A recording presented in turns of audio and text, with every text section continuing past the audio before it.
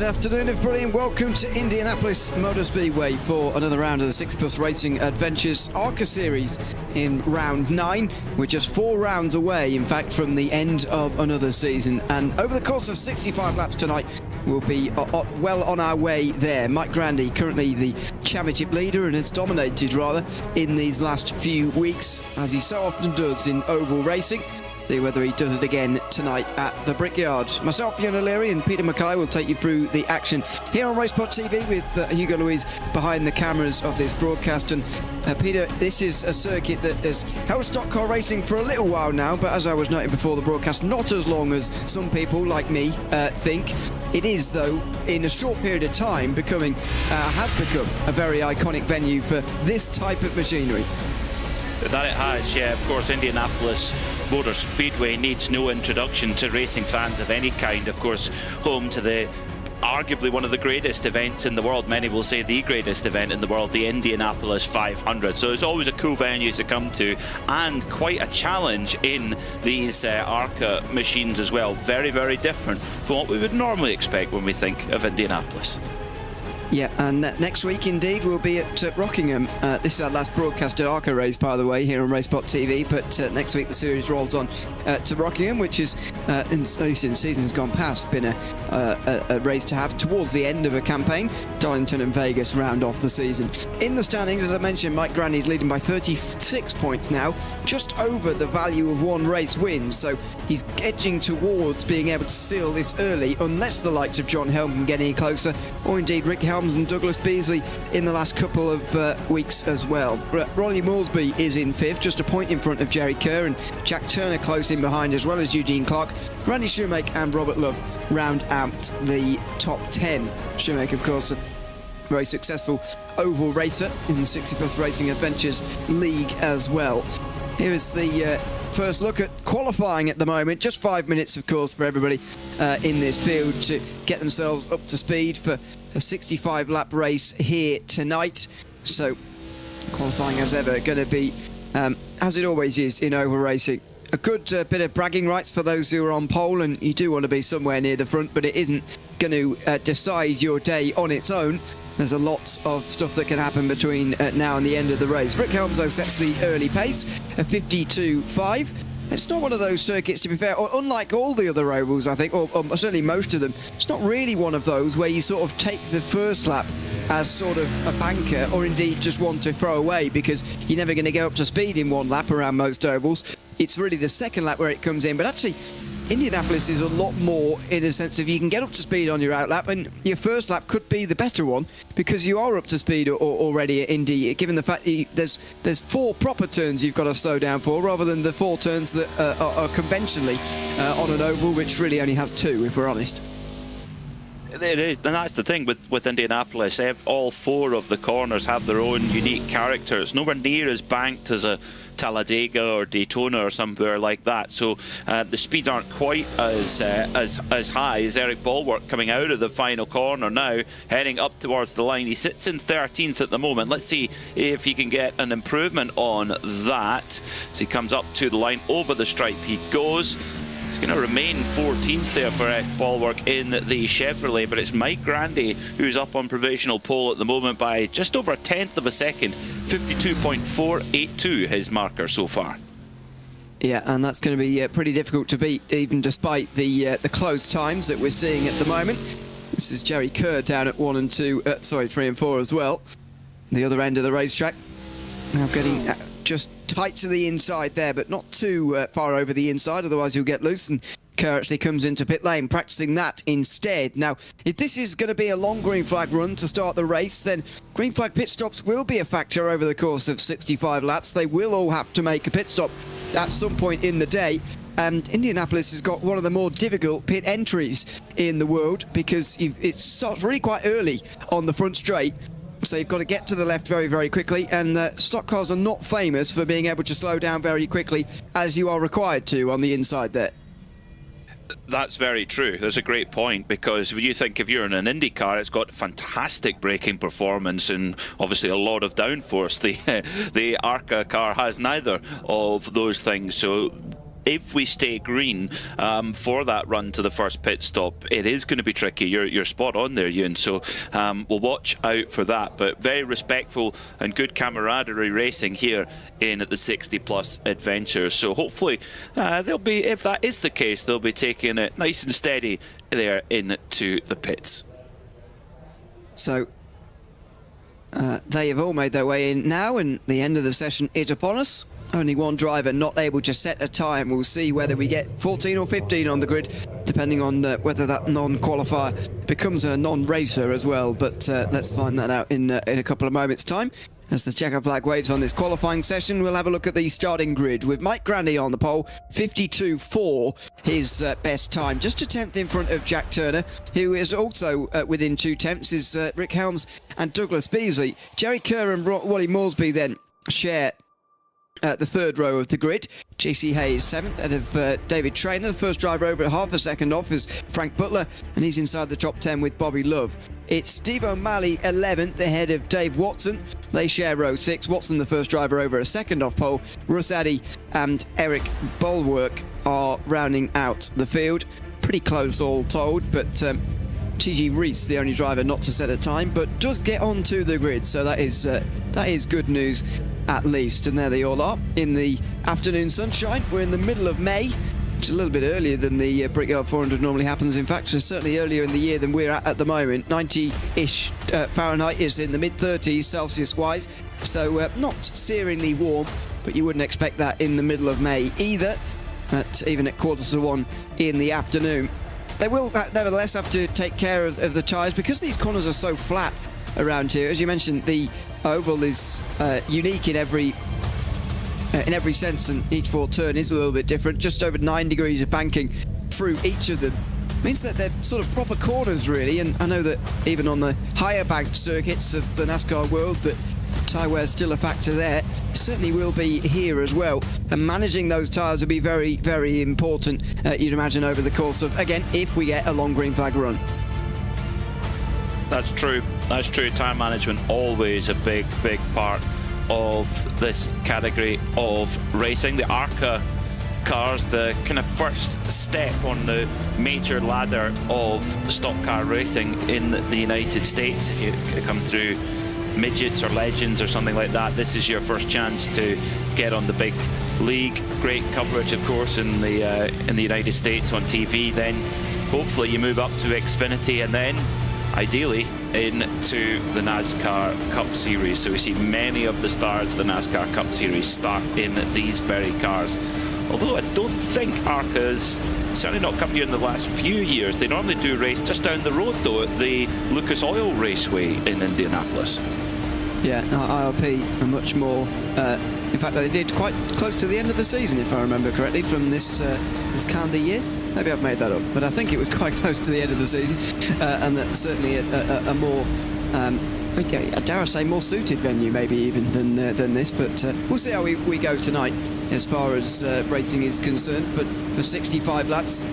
As I mentioned, keeping across those tyres, if we get a long green flag run, is going to be key, but also this start is going to be quite key as well. Sometimes, not always, sometimes it can get pretty difficult to overtake round here in stock car racing, and maybe that will be debunked a little bit tonight, but it's certainly going to be important to get towards the front early here and then maybe suffer with the tyres a little bit later. But let's see on that as the pace car brings them through 3 and 4 now, and we'll see when we're going to be next seeing that iRacing safety car, as it would become, because a yellow flag has flown or not. Let's see as the pace car pulls in. Take a sharp left in a moment. There it goes, and Mike Grandy will now be in control of the field in the Camry and brings them up towards the start-finish line, ready to go from Indianapolis. Quite a long run towards Turner, but what a long time to decide for Mike Grandy when he wants to go, but now is the time. And the green flag waves here at Indianapolis. Immediately, Jack Turner, the one going backwards. Rick Helms follows Mike Grandy into one with this lead. Turner, though, not giving up on the outside through 1 and 2 on lap 1. Great start there from Mike Grandy, actually running a relatively high line there coming out of Turn 2 and down the back straightaway with right in his tail is Rick Helms. Going to try and pick up the slipstream now, pick that draft up, and already they're making a breakaway. A little bit of a two-car break here with Mike Grandy and Rick Helms. So it's Toyota from fourth. Then it's a bit of a gap. Not such a good getaway though for number 55 of Jack Turner, who has the 99 of Jerry Carroll in the wall. Bobby Love turned into the fence. He started just inside the top 10. He'll be outside of it now. He was turned. Frank Butler's going backwards. I wonder whether he was involved, and he doesn't look to have any front end on that stock car at the moment either. He pulls down to pit lane, and we'll see whether it was him or not with this replay. Bobby Love on the inside line, and I'm afraid he does get turned there by Butler, who I'm not sure was quite looking in his mirrors at what was coming up alongside him there. Yeah, got a big old run there, and yeah, 2 into 1 does not go. And the speeds are so high, even in the ARCA machines. Yes, they don't have quite the same performance of the very latest NASCAR Cup machine, but they're still super quick, and you just need the slightest touch and bang, you're in the wall. Well, what were we talking about? Long green flag run? We'll try that again, shall we? We'll have to. Yeah, we were. Well, I was not predicting. I was suggesting what might happen if we get along. In a sense, having a caution so early actually doesn't really have much effect on the race, because nobody other than maybe the last few drivers, certainly the damaged drivers, but the last few drivers might come in to top off on fuel, but actually it doesn't really make any difference. They've done one lap under green, obviously effectively a half lap fuel-wise under this caution here. They might top off down on pit lane in a moment, but, you know, as I say, really, it doesn't make any difference at all as far as the fuel strategy is concerned. Who knows, that might be an early blip to a very long run, but let's see how many indeed do go into top off. I'd be surprised if we see many from the top half, and indeed there's a lot of fakes but not many takers down pit lane as expected. I love the shadow games. I love that, trying to tempt the driver behind you to take the pits. But we do have a few takers, though, coming down onto pit road right now. And as you predicted, Ewan, drivers towards the back of the field, not much for them to lose in terms of track position, so they could just get themselves a tiny little fuel advantage by coming in and topping off at the moment. So here they come, bottom 5. 2 of them damaged, though, Butler and Love. The rest of them will take a little bit of fuel, you'd imagine, although there's some longish stops here. Bobby Love only taking his fast repair and fuel and going. The others taking a little bit of a longer time. One of them being Frank Butler, who gets back going again as well. TG Reese's pit stop was so long is at the back anyway as well, sorry. Eric Ballwork in the Kellogg's Chevrolet getting topped up there as well. Started at the back of the pack, but looks to have gained a couple of spots there as well with a quick pit work in that number 5 machine. So we'll reset and do it all again when the field gathers back up. Yeah, they'll get double filed as they go over the line this time around. And Mike Grandy will have the chance to go and do that again. I mean, he launched off the line very, very quickly and very convincingly as well.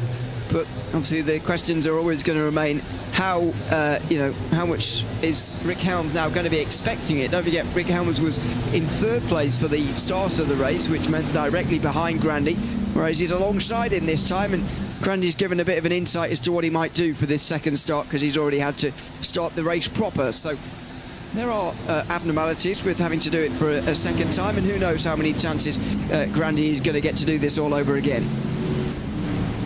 That's good, definitely good information. You got to think for the rest of the field to try and get a read on what Grandy's strategy is going to be. I mean, he's the favourite coming in here with 6 out of 8 wins on the season, absolutely dominant so far. But I guess the pressure's on him to try and close off the championship. He doesn't want to end up in a wreck here at Indianapolis and then have all that good work wiped out. Now the light's still going on the pace car. They're out, I think, aren't they? They're off, but they're not going double file, so I wonder whether this is going to be single file restarts. Yeah. Yep. Slightly unusual for stock car racing, I must admit, but in fairness, the Indy cars do that for the 500, I suppose, so it fits with the Indianapolis theme a little bit. But yeah, unusual to see stock car racing single file restarts. I guess it does help to get the race going a bit, and we don't want to see one lap green flag runs the whole way through this race, otherwise that could be very, very difficult indeed to survive, firstly, for the drivers, but also not a great experience either, getting caught up in wrecks all the time. So single file restart remains to be seen whether it will just be for this one or whether it will go on in the future as well. But Granny's going to have even less pressure this time round. Then nobody even alongside him, although didn't seem to phase him at the start of the race. Here's the first restart, and notice how he pulls it all the way to the pit wall here, or the outside wall, sorry, just to close off one avenue of attack there for Rick Helms. He can't get to his outside. He could go to the inside, and does he react a bit better this time? There's a couple of good reactors in the background. Wally Moulsby immediately alongside Jerry Kerr in the background there, and he's going to go down the inside in towards turn one. Turner very close to Helms as well, as Granny really stacked them up there. He's waited quite deep in the zone every time so far, and it is creating a bit of a stack up in the midfield. Super clever there from Mike Grandy. Really controlled the field very, very well, and then got the power down nicely. Got good acceleration, good drive out of there. He's managed to put a couple of car lengths between himself and the number 75 of Rick Helms. Jack Turner in third, then the 98 of Wally Moulsby, who's making some moves forward. He's up to fourth and right in behind there, in behind Jack Turner, hoping to set up a little run there and try and get into the fight for the lead here as we head through lap 5. A little bit of a look on the way down the front straight from JC Hay, just moving around a little bit, seeing what's going on up ahead before diving in towards one again. First proper lap of green flag running complete, and single file at the front end of the field. Now we get to see the sort of overtaking possibilities around here, if indeed there are going to be those over the course of this race, because Rick Helms is very close, but the problem with these stock cars, especially through I guess it's the case a little bit in IndyCar as well, but the slipstream's more powerful there, less powerful in these cars, although there is a chance towards turn 3 for JC Hay, who gets to the inside of Jerry Kerr and kind of misses the bottom line, really. Kerr, though, put off, and he's in the wall, and he comes straight back on into JC Hay. They're both in the inside fence. Kerr goes back onto the racetrack. Hopefully everybody avoided him, but we're under caution again. A big smash up. It's again at 3 and 4. And that's second in the championship as well. JC Hay, well, for Mike Grandy, it means he's got to do it all over again, but I'm sure his spotter will be on the radio telling him, well, next rival in the championship, John Hay, is effectively out. He's going to have to limp it back to pit road and get his fast repair. The 199 was just up high and just got on. The gas got loose a little bit, pushed out into the wall, and bang, off they both go. Very, very unlucky there for JC Hay. Nothing he could have done. No. And he gives the room as well. It's not like Kerr found the wall because he was being squeezed so hard. And he was indeed avoided by everybody there, by the way. But, just found the wall himself there of his own accord and come straight back on the road. Well, unfortunately, JC Hay has come straight in here. Couldn't go on behind the pace car as what Love and Butler did throughout their damage earlier on. They continue behind the pace car to be very up close and able to run around, but unfortunately they're not able to do that. JC Hay now also into the pit lane, so they may well receive penalties for that. But here we, oh dear, he's actually still trying to get in pit lane here is Jerry Kerr, and he's only just managed it in front of the field. And Mike Grandy now, after the first couple of laps of green flag running there, decides to finally come in. So interesting early call from them, pretty much all down pit lane apart from Bobby Love. So Bobby Love out on his own. Is that going to be a good call or not? He's certainly gone against the grain, that's for sure, as they come down at the pit road, long pit road here at the Indianapolis Motor Speedway. Grandy picks his spot right at the end of pit road. Now fuel going in, and some tyres as well for all of the front runners. You can see the jacks going up there. That means that they're taking some tyres and heading back out after just 7 laps of racing. That's an interesting one. Yeah, it is pretty early, isn't it? Mike Grandy comes out in 6th place though after that, and he's not the first off pit lane. Rick Helms is. So Oh, sorry, Mick, sorry, just behind him. I'm looking at an outdated tower there. Grandy is indeed out first of those who come into pit lane. Then it's Rick Helms, from what I can see. Although Dave Watson is in there as well, because at least on my screen, because he's stayed out. There's something weird going on with my time screen at the moment. I'm not sure I'm seeing what's actually real. Bobby Love is there. That's at the front of the field. That's what's on your screen, and that does look correct. A front four running, continuing indeed, having not stopped under that caution. Again, I do think it is very early, but again, you'd be very fearful, I think, now that we're getting towards the sort of 10 lap mark of the race. Certainly we will be when we go back green again. You'd be very fearful there suddenly being a very long run, and then you end up having to pit under green earlier than everybody else, and you're sort of left exposed to being a lap down and all of that kind of thing. It's a safe thing to do, I suppose, coming in for fuel right now, but it does seem a little bit early really for so many tyres to be taken there.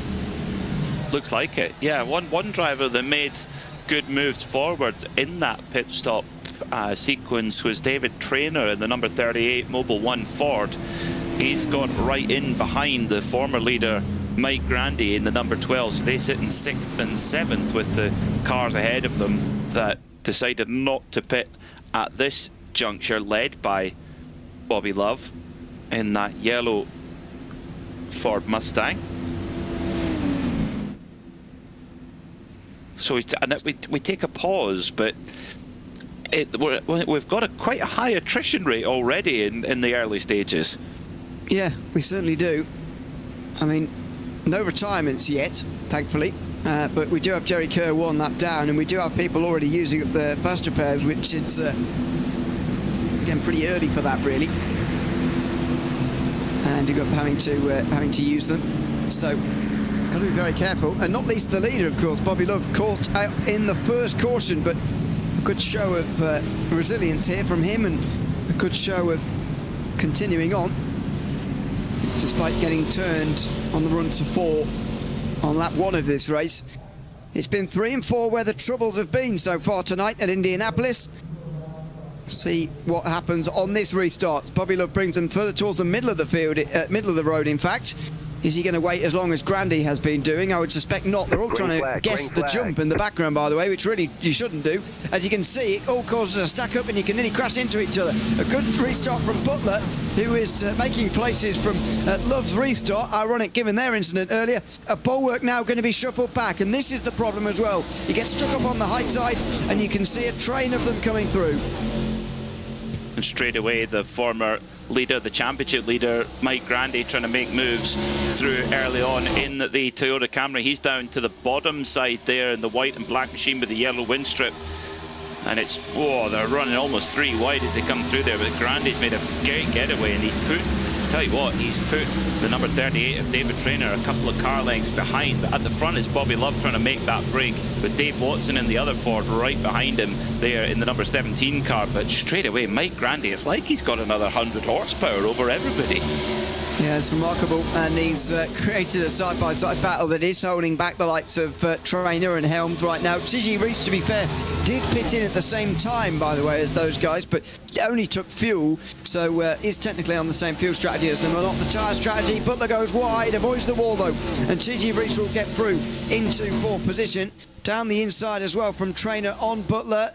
And if this continues, Butler could be going a very long way down the field, because look at how close everybody is in behind here. He could get stuck on the outside, not to mention the dangers, of course, being on the outside through turn 3.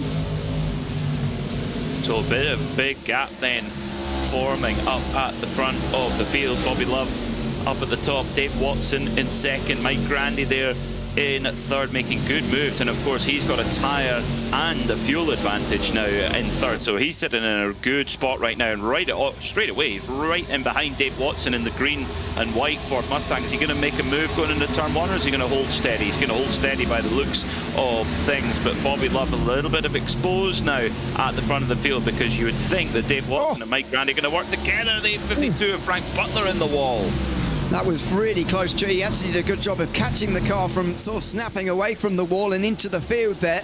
and so Butler did a good job to avoid disaster, but I'm afraid he can't avoid losing positions right now. As Mike Grandy goes past Dave Watson, we're going to have a battle for the lead very shortly as Grandy gets to second. This is a sign of a brilliant driver. Mike Grandy working his way through the field as well as having good pace at the front, especially at Indianapolis. That is a sign of a good car and a good driver. He's got that Camry absolutely hooked up, clearly quicker than the cars around him right now, and he's left the Mobile 1 Ford of David Traynor back in 5th and now forming a little bit of a 3-car breakaway. You've got to think, if you're Bobby Love and Dave Watson here in 1st and 3rd place, you've got to try and stay in this first-class carriage as long as you possibly can. Try and go with Mike Grandy if you can. Don't try and block him and fight with him, because he's clearly way quicker. Got a better tyre on board and has got more fuel too, so he's got a strategical advantage as well. But using that new tyre really, really well, and Bobby Love looks like it's going to be a matter of time, but Love not going to jump out the way, but Grandy, just, you see there just how much better he can turn in. That's that tyre advantage playing out. Just the line there was a great shot of the different line. You can see it again there, just as they come off of 4, just tighter to the inside, but Love's not going to let him have the inside. He's leaving the lane open though. You might as well defend all the way if you're going to defend at all, and Love has left the inside open for Grandy, who is not going to take it this time. Well, surprised that he didn't actually. Love driving down the middle of the road really doesn't do anything.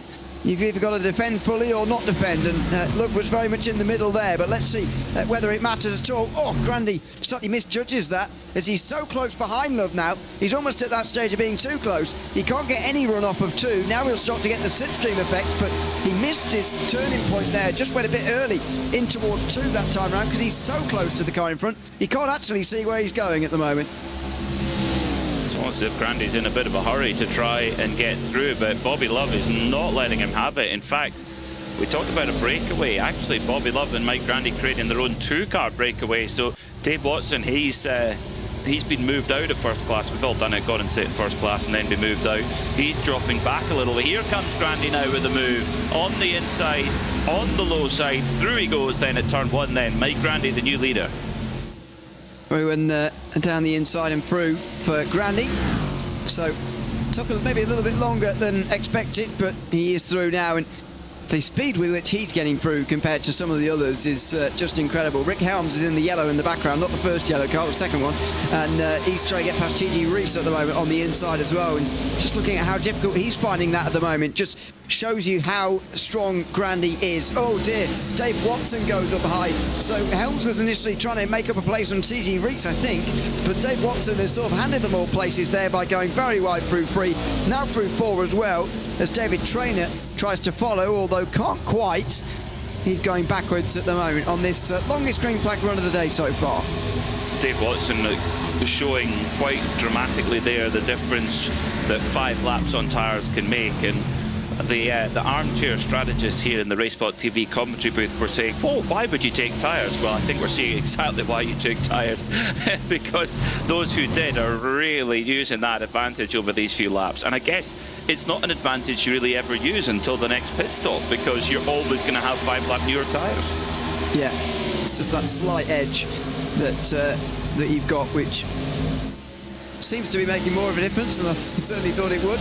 So there we go, side by side, Turner and Beasley. Jack Turner has gone backwards so far in this race compared to a good qualifying on the first few rows, but now is under pressure from Douglas Beasley, who's up on the high side through 4 here. Good racing between these two. There's JC Hayes in here as well. This is 3 drivers, 9th, 10th and 11th. He'd all expect to be quite a long way further up the field, but that's the way that racing goes sometimes. And they're still battling for 9th, and Beasley drops in front of Turner. He gets the place. Hay now going to try and follow. Russ Addy does as well, but he finds the fence. Oh my word. Hay finds the fence as well, and then he comes back on the road in front of everybody. Very, very dangerous, very close to trouble. But we get away with it with these top drivers battling, unfortunately, at the back. We stay green. Oh, that was a close one there. Russ Addy in that 111 car is a big move down the low side for the number 98 of Wally Malsby, going up into 7th position, battling away with the 852 there of Frank Butler, who's up high in that Ford Performance livery. they're still fighting over it as well. And finally, Malsby shuts the door and gets the job done as they head over the yard of bricks then. And then a little pop out down to the low side now from Beasley in the Napa car, in the Napa Chevrolet. Goes down the low side, and then the Ford's going to go way up high, too high maybe, as they go. Oh yes, it's too high, and oh my word. Oh, the number 852 there of Frank Butler. How did he not make contact with the rest of the field? But it looks like he's got damage, Ewan. He might well do. He's at the very least using the pit exit there to get himself back to speed again. He's given the pit car a bit of a wiggle to try and decide whether there is damage that would require a pit stop, and it looks like he's taking a strange line in towards turn 3, and he's going to go wide again if he does that. But that was so close to the instant we saw between Kerr and Hay. It was almost like watching a replay at the other end of the racetrack. It's just so easy here to find the wall, and because of the obviously safety aspect of the safety barriers on the outsides of these corners, effectively means that the barriers obviously a bit thicker than what they are normally. You've seen some of these shots here, you see it here, how the track sort of widens again very slightly, but if you grab the very end of the safety barrier there, it sort of trampolines you into the circuit, and it very nearly happened for the second time in this race just there. It's probably the number one piece of advice to stay out of the walls. You cannot run that gauntlet at all. It's so easy for the race to just be over in a flash. As the 38 David Traynor in fourth now with TJ Rees right behind him. Rees on the same strategy as well, and they've left Dave Watson for dead. 2 seconds back the gap. There he is at the back of shot, the green and white machine. That is the tyre difference playing out. Those with the new tyres are up there, with the exception, actually, you have to say, Bobby Love in the 44 car. Yes, he's lost Mike Grandy to the tune of 2.4 seconds, but he is still in second place, and he is on the same tyres that he started the race on. Yeah, remarkable drive so far from Bobby Love. Shows that maybe what could have happened if he wasn't turned on that first green flag run of the day. Rick Helms. Now, did he get tyres then? The first stop, you mean? Yeah, if he was turned round. Was that when did he come in for repair? He did come in for repairs then. I thought 5 seconds at the very least. That's just a fast repair and a top off on fuel, but could be wrong. To be fair, that's quite a long time for a fast repair, but it's not enough for 4 tyres either for Bobby Love. So, yeah, not entirely sure what his situation is tyre-wise at the moment, but he is just slightly slower than the likes of Rick Helms, who are queuing up behind him right now, and that might be the bigger problem for him. David Traynor also here as well. He might be able to keep Traynor behind, and maybe T.G. Rees as well, who didn't qualify, don't forget, for this race this afternoon. But so far, Bobby Love under big pressure, and out front as well, by the way. Mike Grandy leading by a very long way, having passed Bobby Love not so long ago. 3.4 seconds the gap up to now. Mike Grandy just dominant today. As here comes Rick Helms, and Bobby Love doesn't make it too difficult. Opens the door and slots back in behind then as well. Now is Bobby Love now going to start to drop off that cliff with the tyre? He's done very well to keep the track position up to this point. In fact, probably now he's just praying for a caution to try and reset that disadvantage, if you like, because he's got the track position. So if the caution came out, likely the others would put tyres on as well. Around 1/3 of the race distance now, so what are we on? Stint now. Stint-wise, 14 laps stint. So the fuel tank will be slowly burning off. Yeah, it will. I think from memory, could do something like 40 laps if you really want to on a tank of fuel here. Maybe that's overreaching slightly. But if that is the case, then it's still going to be some way from a pit stop. But then again, will you want to get that close to the end and not maybe split this part of the race in half and pit maybe with 30 laps to go or something like that, at which point there'd only be about 10 laps until that point. Just about to, well, in fact, we just have crossed over the 1/3 distance of this race, and it all happens very quickly when you're racing under green, as we have been for the last, nearly 15 laps now here at Indianapolis. Mike Grandy leading by 3.5 seconds, a gap that's not extending anymore now that Rick Helms has got past. Bobby Love now down to 3rd, and David Traynor looking to follow in the footsteps of Helm and come through as well. David Traynor, of course, has those slightly newer tyres, which is going to give him a great advantage over Bobby Love. Bobby Love's done a superb job with what he's got underneath him right now, strategy-wise, and with the tyre. And Trainer not quite able to set a run up. It's such a different, yes, it's a 2.5 mile super speedway, but it's so different to racing here than it is at somewhere like Talladega or Daytona. But here comes Trainer now. He feels he's got the run, and Love opens the door and allows him through. And I guess Bobby Love's going to now try and hang on the coattails of David Trainer here in that Mobil 1 Ford to try and stay in the slipstream, stay in that draft, and keep getting pulled along. Yeah, so it may be a blessing in disguise for Love to be past here. Might start to hold on to some positions now, because he's absolutely left behind some of the others in this field, that's for sure. TG Reese is nowhere near anymore, really, in 5th position. And Jack Turner behind him is still over 2 seconds behind the 33 car. He's still recovering places, don't forget, Jack Turner. Beasley and Hay are still stuck a long way down as well, by the way, in 8th and 9th. And you start to see them making some moves and getting closer to Wally Moulsby, who's right in the middle of that group, not long been overtaken by Turner. But there is Beasley in the Napa car, and then JC Hay, who you can see in the background, sort of gold-fronted car, if you like, and he's not too far away. Look at the way Moulsby's turning underneath Turner, in fact. So despite the fact this is a position that has changed the other way round not so long ago, Moulsby not giving it up by any means, not yet anyway. Last couple of laps, Rick Helms has been just a tenth or so quicker than Mike Grandy, but this lap looking like it's going to steady back again. Is Grandy perhaps going into a little bit of management mode? There's no point tearing away into a much bigger lead and burn the tyre up. You've got to be very clever of managing that gap, because if there's a caution and then you get caught with bad tyres, it's not good. So 3.2 seconds is the gap right now. Yeah, Grandy just steadies the ship a little bit, gets that 1/10 of a second back on this lap over Rick Helms in 2nd place. And so it feels very much starting to spread out now. The lead lap drivers, anyway, not containing Frank Butler anymore after his green flag pit stop, is now stretching to nearly 20 seconds, which in fairness is still not even half of this 2.5 mile long racetrack. It's a very long way around here, but it is still a big spread of field.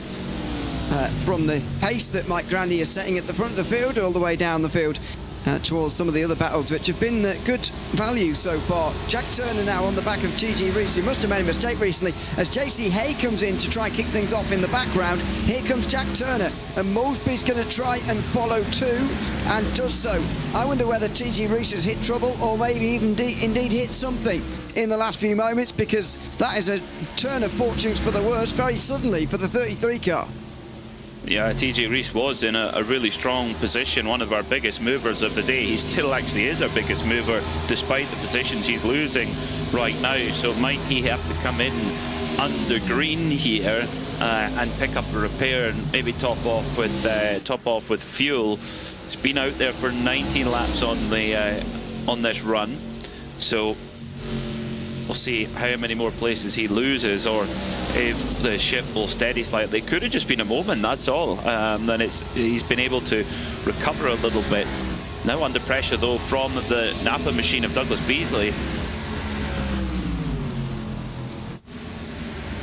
And there we go, Beasley through as well into 7th position. It's been a runaway train of positions being lost, unfortunately, for TG Reese in the last couple of moments. But just inside half distance, a very interesting development for JC Hay. Coming in there, that's undoubtedly for 4 tyres. Now, he hasn't been in, I don't think, 4 tyres at any stage. He just cleared his meatball earlier when he was involved. Maybe he did take tyres there, actually. I'm not entirely sure, but he was so far back I didn't see him. He's certainly taken 4 tyres now, though, and we're inside half distance. Now, at the front of the field, Mike Grandy is just around 3/4 of a second off his previous best, which suggests the tyre drop-off isn't that severe, especially when you consider this is such a long circuit. 3/4 of a second is not a very long way at all in stock car racing standards. So as far as tyre drop-off goes, anyway. So That's an interesting call to go under green so early there for Hay. Well, maybe just struggling on the tyre, maybe.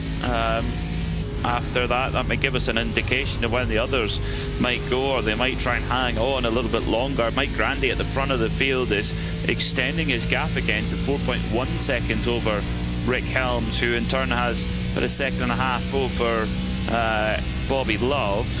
Bobby Love actually now got back through on David Traynor. He had a few laps behind David Traynor, but he's back up into third on those 5-lap older tyres. So maybe are they both now on the plateau where 5 laps doesn't make much of a difference? Maybe it's just the fact that the tyres are just done, and they've got to that level now where you just got to manage it as best you can. Yeah, maybe. Oh, race briefly dropping out there. I think it's okay. Still running in 8th, although losing speed. Dave Watson now responds. So this is what's going to happen, I think. At the back end of the field, we're going to see a slow and steady stream of pit stops now.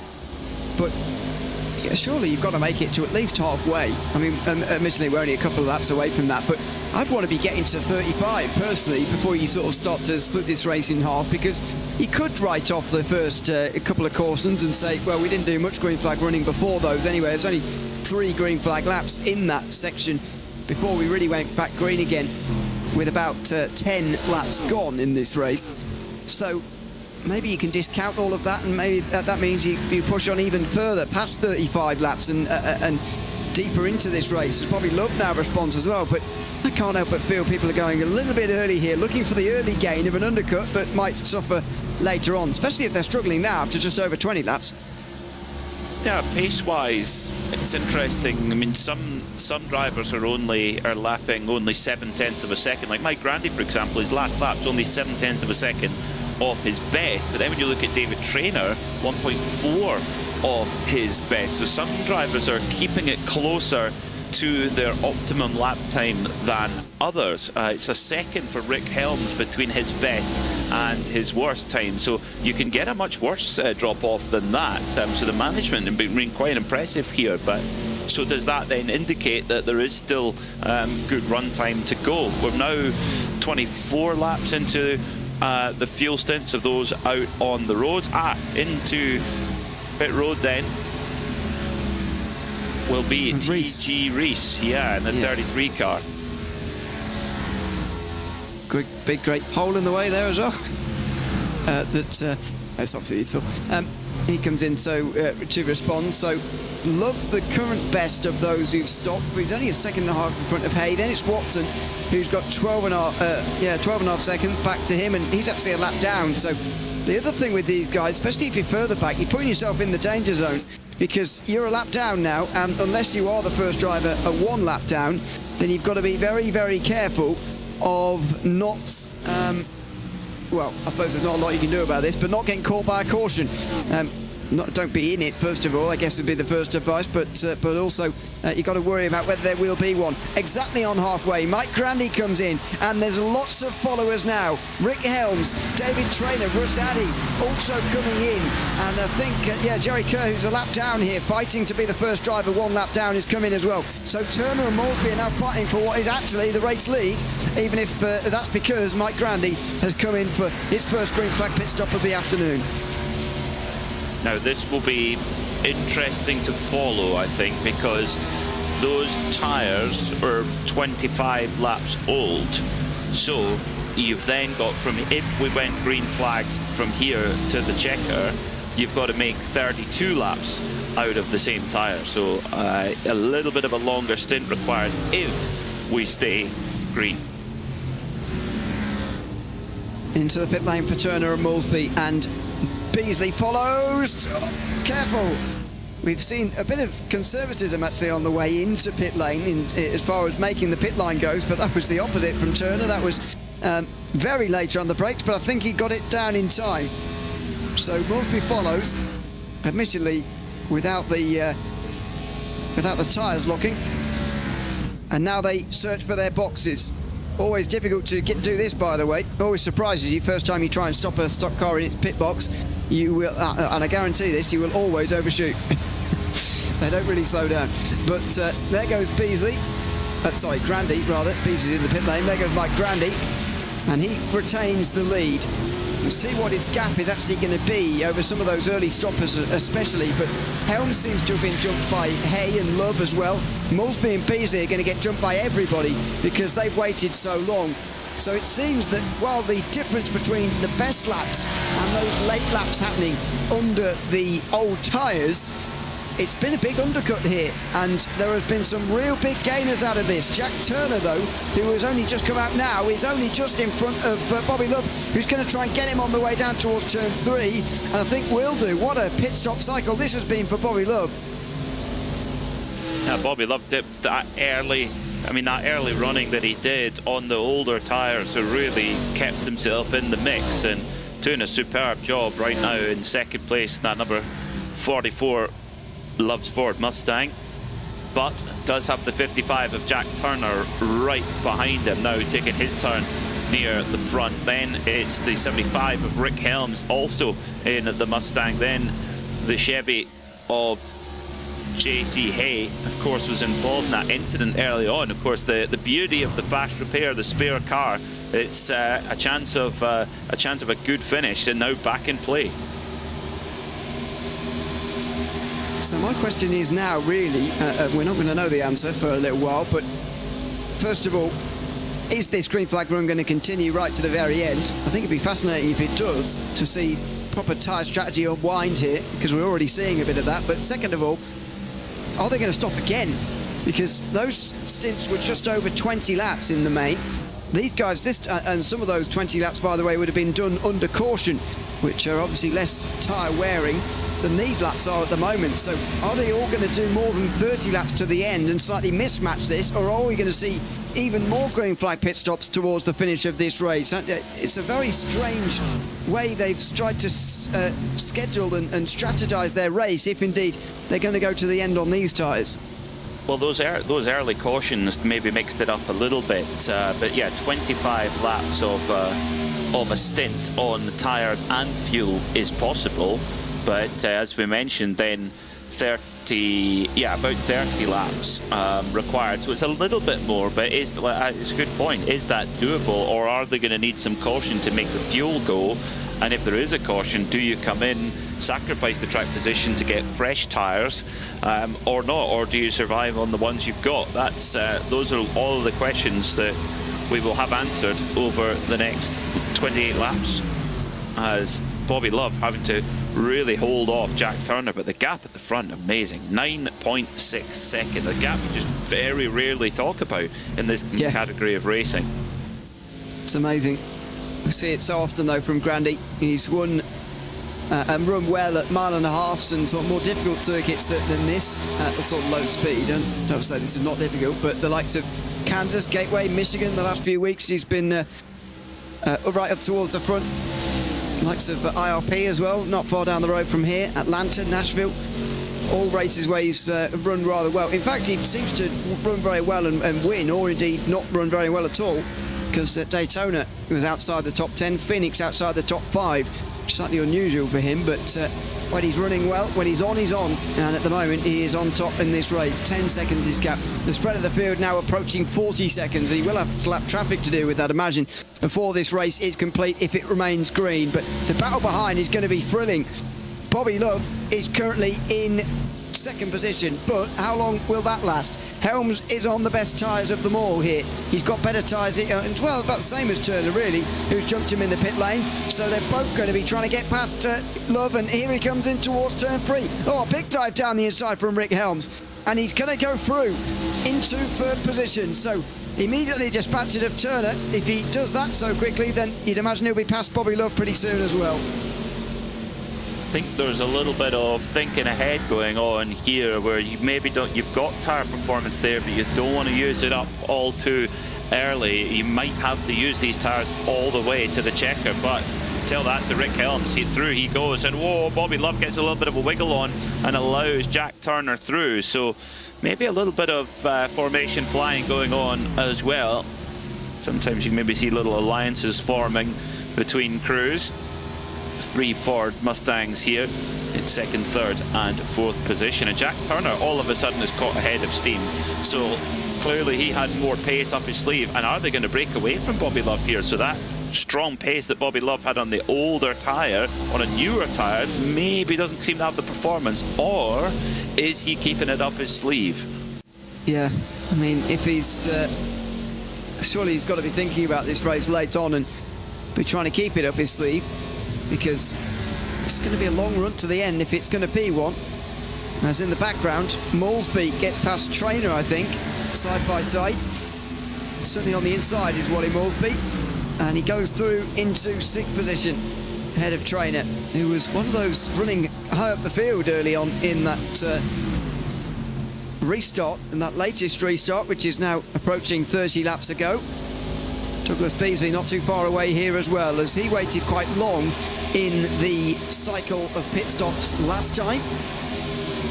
He's not going to get past, I don't think, this time around, no. So Moulsby giving the slipstream to Trainer prevents Beasley from making the progress that he wants to make. It's notable, I think, that the likes of Turner and Hay have been able to get through the field a little bit better than Beasley, because when they were running together, they were all seemingly pretty well matched.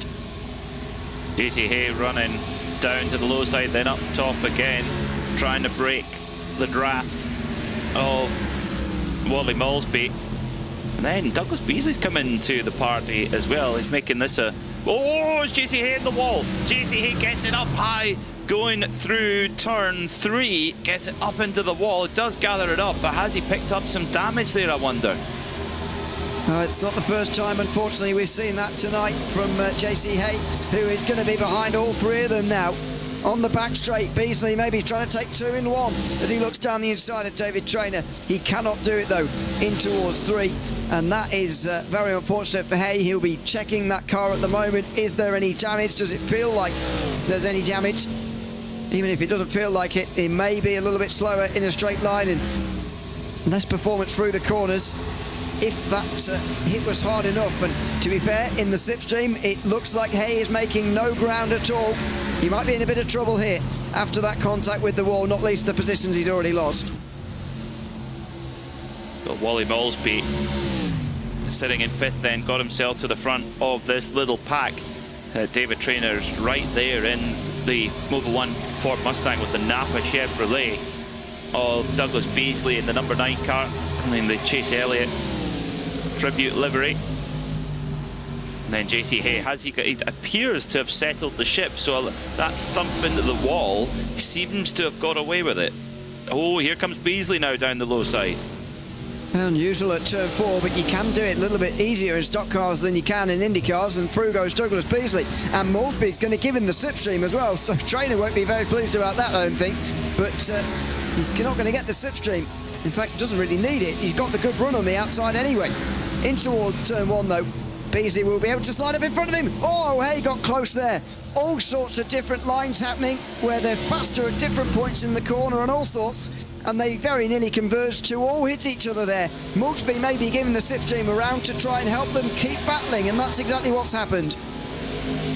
Down low then for David Trainer as Beasley's on the move in the number 9 Chevrolet, but Trainer going to try and pick up a bit of side draft here, sticks the nose up the inside, and Beasley toughs it out. But then Trainer still not going to give it up as they come through 3, now through 4. Shows his nose again, and he's going to be burning the tyre away as Trainer. Beasley defensive, and meanwhile Wally Moulsby's looking in his mirror saying, after you guys, I'm out of here. I think that's exactly what he was trying to create here as well, almost. There's more contact with the wall. Beasley just trying to maximise the entry as much as possible there by running wide and opening out turn 1. Just kissed the wall on the way in, but he'll be fine. Trainer turns underneath him. Look at the way he's just able to go a little bit lower there, getting a bit of air on the nose and trying to get a run, but he's not going to manage that on the inside of 3 quite in that way. Will the slipstream take him alongside by the end of the straight? No, not quite. And Hay just watches on from this 3rd position of the 3. It does look like he's steadied the ship a bit here, and at least he doesn't have tremendous damage. Get a great idea there with that camera and the sound of these amazing V8 machines. 6 litre, over 600 horsepower, built by Robert Yates. race engines. Now up the inside now comes JC Hay, shows a nose into turn 1, but Trainer shuts the door as they go through, and Hay just letting the steering open a little bit. Whoa, nearly in the wall, using every bit of room he can, sliding it through as well. If you think this is simply turning left, it is so much more nuanced than that. As the car might look relatively stable, but inside the steering wheel's working back and forward, so skilled. Yeah, it's remarkable. And again, this battle is just as entertaining, even though it is further down the field, as we've seen ones for the top positions so far today. Rick Helms not shaking off Jack Turner or Bobby Love just yet. And they are pretty close together at the moment. Here comes Trainer again on the front straight. Is he even attempting to get past Beasley here, or is he just waiting in behind? You get the feeling for the... Beasley's been forced into an error. Well, that, I don't think was part of Trainer's plans, actually, but he's going to slip through on the inside anyway and move up into 6th position. Beasley forced to let him have it through turn 2. Unforced error, I would describe that as, really. I know Trainer was quite close, but Beasley went straight on at turn 1, and he's going to come straight back through again. A bizarre battle, but Beasley in the end is not going to lose anything.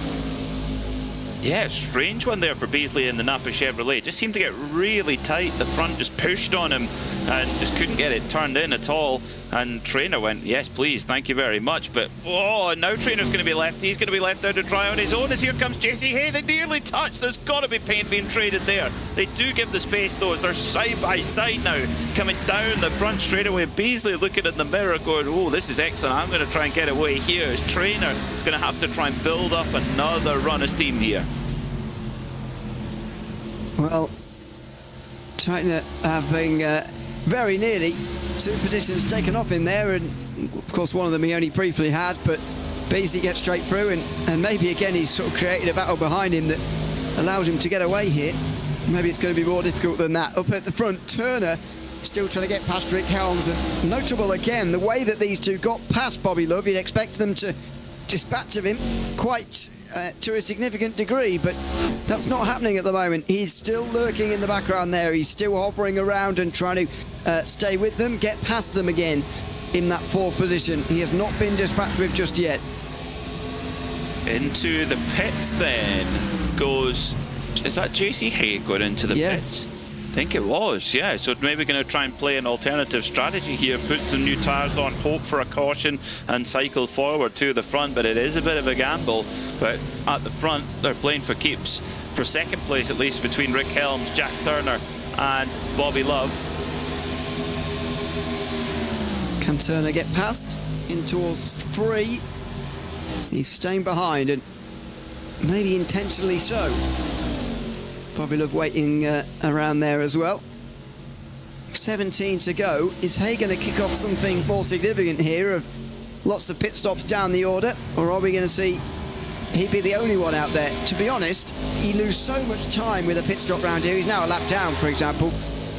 I just can't see him being able to make up the time required, really.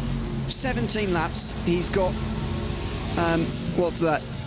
I mean, 40, 50 seconds to make.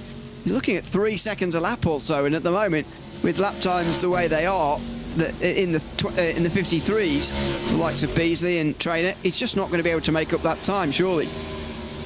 No, but he's just caught actually between the leader, Mike Grandy, and Rick Helms in 2nd, sitting off the lead lap. So yeah, he's praying for a caution right now. He'll be fueled to the end. He'll be 4 tyres to the end as well. So yeah, he really needs a caution right now, which if you look at the probability of it, you look at the percentage chance, there is quite a chance. Now from the lead, from that little pack fighting over 2nd, in comes Jack Turner, so he's going to roll the dice now, as is Wally Malsby, as is David Trainer. Well, I'm starting to think whether they can't make it home on fuel or anything now, and that's why we're seeing these pit stops having to happen, because I thought they'd be able to go that far easily. I don't think that is the case. As Turner pulls to a stop, he doesn't. He does take tyres, so he's just got to wait for them to run around the other side, obviously, and jack the car up. So another 4 tyres taken. In fact, only 2. So 9 seconds the stop from Jack Turner that time round, and JC Hayes' stop was definitely 4 tyres. So there's an interesting change. Turner trying to get in front of Helm and Love by taking just 2 tyres that time. Very interesting. Yeah. Just taking those 2 outside tyres could be a great call, actually, because it's a shorter stint now to the run to the end of the race, 14 laps, and that's if they're all green as well. That could be a really good call to get some track position and get moving out with those 2 new tyres on the right-hand side. In come the other 2 then. So who's going to get the jump here? Is it going to be Rick Helms? Is it going to be Bobby Love? Or was the 55 car there of Jack Turner? Did he get it right coming in a lap earlier? Well, I think it wouldn't... It's interesting that he's decided to take only 2 tyres there, Turner. Not sure whether that was worth it. Love responds by only taking 2 as well. Helms definitely took 4 though. There's going to be a proper chase on towards the end here for 2nd place, which is going to be so fascinating to watch. And there goes Grandy. He's putting a lap on him though, of course, because Mike Grandy hasn't come in yet. Even approaching 10 to go. He might even just give it a bit of fuel and go, to be honest. Where is Turner? He is ahead of Love to the tune of nearly 3 seconds, and Helms has got an awful lot of work to do here in not very much time, so maybe the 2 tyre call, especially for Turner, is going to pay off, but remains to be seen the difference in the lap speed for those 2 different ways of thinking about this. I think if you're in the 4 tyre club, you want a caution right now, because then if the field's bunched up, you've got the advantage. For Grandy, I guess he doesn't need to risk too much. I think he might as well put the tyres on in case he gets caught out with a late caution. Is Beasley in as well, and race leader in the pit road. Mike Grandy comes in the number 12 Camry. We'll watch very closely to see if he puts tyres on, but I suspect he will do, because he has such a time advantage that there's not really any point getting caught with your metaphorical pants down. Well, let's see what he decides to do here, whether he goes for... Maybe it doesn't even matter. But there he goes, pulls to a stop, Grandy. He does take at least 2. He can probably do that covered by fuel anyway, in fairness. And he does go for 2 tyres, so just 10 seconds of a pit stop. And yeah, probably pointless really, as Dave Watson completes the cycle now. But Grandy deciding that 2 tyres is the call at this stage. The longer this green flag run goes on, the more I get the feeling that he believes this is going to go to the very end of this race. And maybe lots of people have been strategizing for that, trying to get to the very end of this race instead of hoping for cautions, relying on cautions maybe even, as Rick Helms gets in behind Douglas Beasley here. Beasley has pitted and taken only 2 tyres. Helms having to make his first overtake of what's going to have to be 3 if he's to return to 2nd position. Super close he was in towards turn 1. His runoff of 2 should be good enough now. Or is it? Down the back straight, it's not so impressive. And Helms is stuck here. He can't afford this. No. Didn't seem like he had a very good run out of turn 2, or maybe trying to set it up a different way into turn 1. We've seen some good moves into turn 1 so far today, so is that maybe where Rick Helms is going to try and set this up, as he uses all the room right out to the wall there, coming over the yard of bricks now as well. He's right underneath the bumper of the number 9 of Beasley, but just can't quite set it up. Beasley toughing it out, and with those 2 new tyres as well, that's going to give performance as well. Now diving up the inside, trying to use the front end as much as possible to duck underneath, but still can't do it then as well. So Beasley holding off Helms, and that extra time taking the tyres, that's going to be really sore right now. He's probably thinking, come on, throw the caution, I need that caution right now. Yeah, it just remains to be seen what he would do should that be the case, but I say that the longer this green flag run goes on, the less likely that gets here, and that's not music to Rick Helms' ears, that's for sure.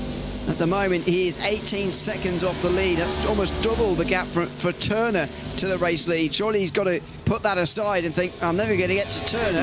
He's just got to focus on getting his top 3 back, I think, here, Rick Helms. And at the moment, he is finding that difficult because Beasley's in his way, and Beasley's a fast driver, as I mentioned earlier on, the back of the field through much of this race, but has gained positions to get back to where he started now after earlier trouble, and that's why he's holding his own so well here against Helms.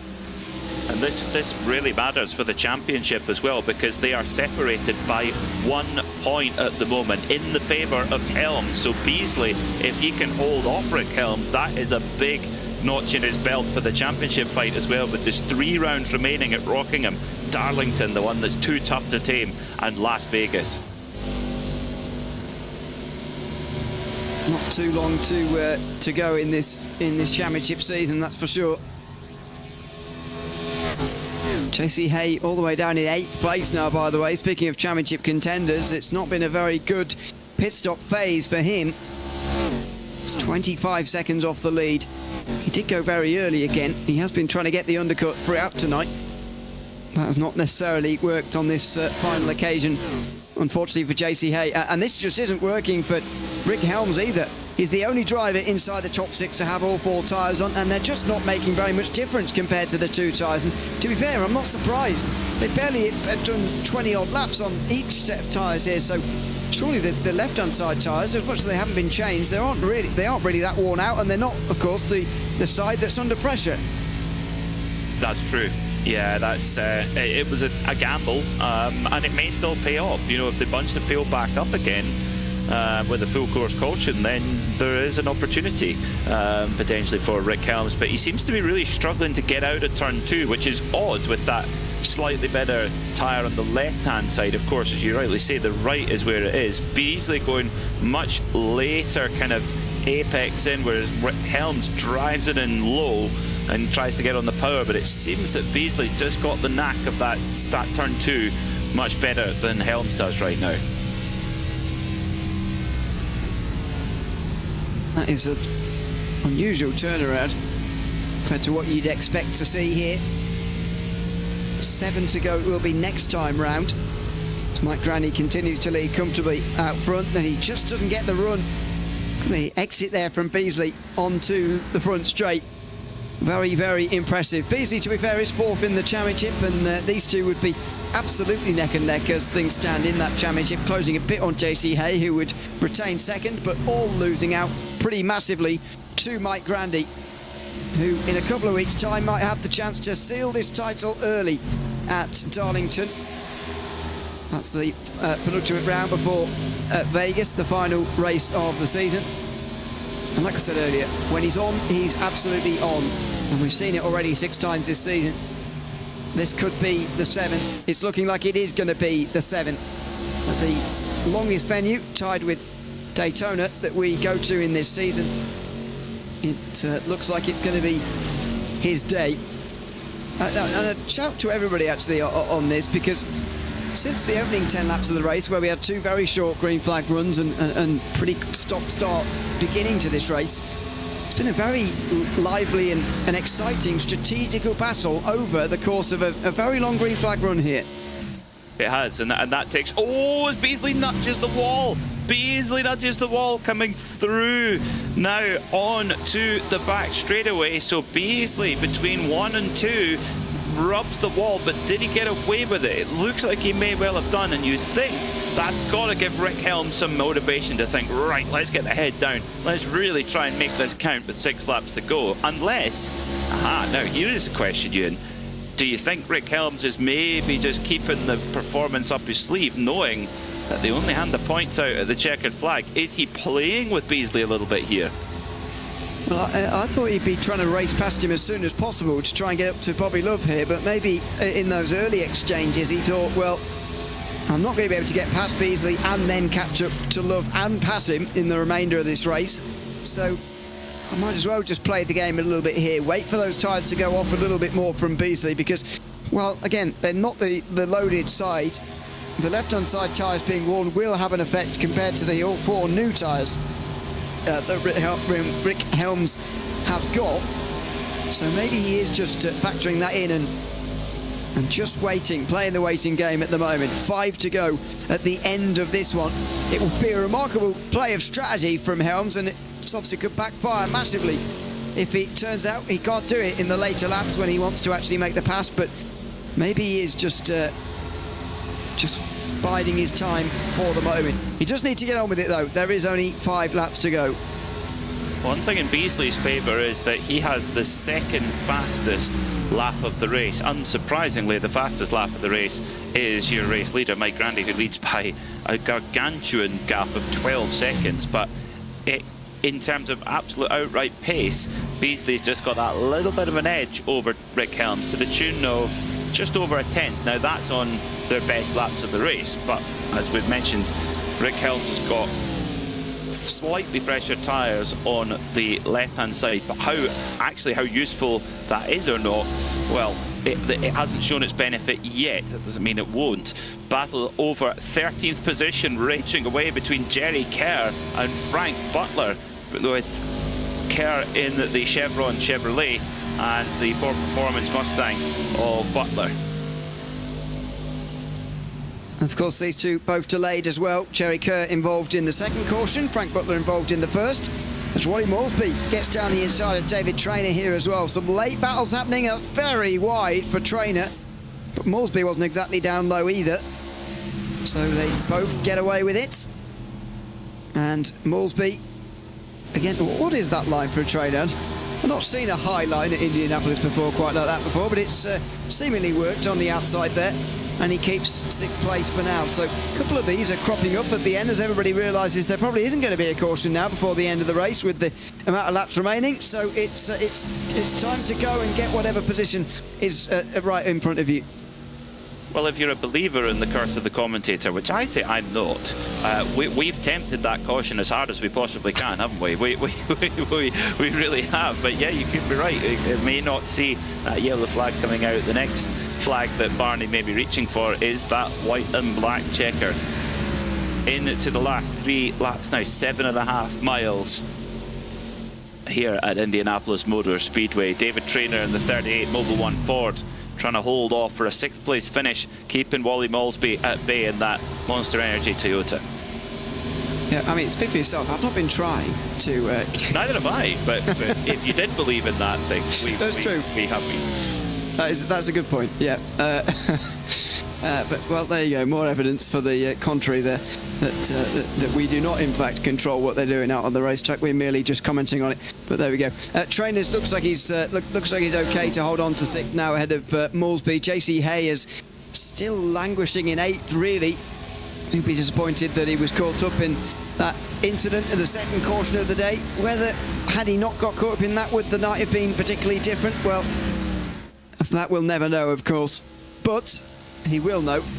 His championship rival has been taking big strides towards the title and taking it away from him here tonight. It really needed to start tonight, did the closing of that 36-point gap. He really needed Grandy to finish a long way down, and he needs to finish right up inside the top 3 at least, did Hay, if not win it. But the white flag waves with Mike Grandy leading by 13.5 seconds. It's been a totally dominant performance here from Grandy. When the pack was bunched together, he just drove around everybody like he had new tyres and everyone was on old tyres, or another 100 horsepower if you like. He has just been imperious and in line for a 7th win of the season out of 9 races. Remarkable. Absolutely incredible.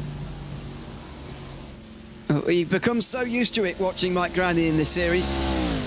So often he is dominated, so often he has been the best driver in the field, and so often he gets to feel the taste of race victory again out of turn number 4.